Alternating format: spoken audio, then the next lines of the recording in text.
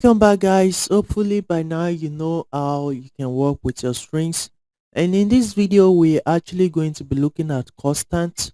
What constant is? Constant are data types, more of variables, but they are global variables.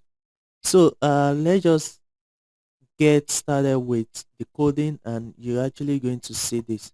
Now let's just open our PHP tag, and to actually define a constant, you actually need to use a function called define. So if you notice, I'm just doing this define directly. I'm not putting it in a dollar sign. So right here, this will take three arguments, but mostly we use two. And the first will be the name of the constant. So this, I can call it a name. And the other will be a string.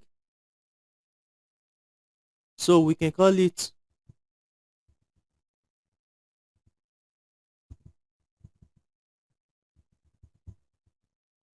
and the other will be a Boolean value, and this will be either true or false. By default it is false, which means it is case sensitive, and if you turn it to true, that means you're changing it to be case insensitive. So let's just try this and see. And right here, let's just echo name. You can see this is a constant. We don't need to put dollar sign in front of it. And right here, let's just that is a typo, constant. Yeah, so you can see the value right here. So if we change this to, if we change it to a lowercase, you can see we're getting error right here.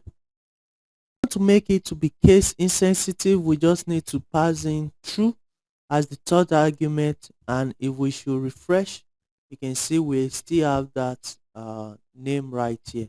So we have a typo here too, which is this. Yeah, so if we refresh, yeah, so if we take this argument away and try to refresh, we get an error.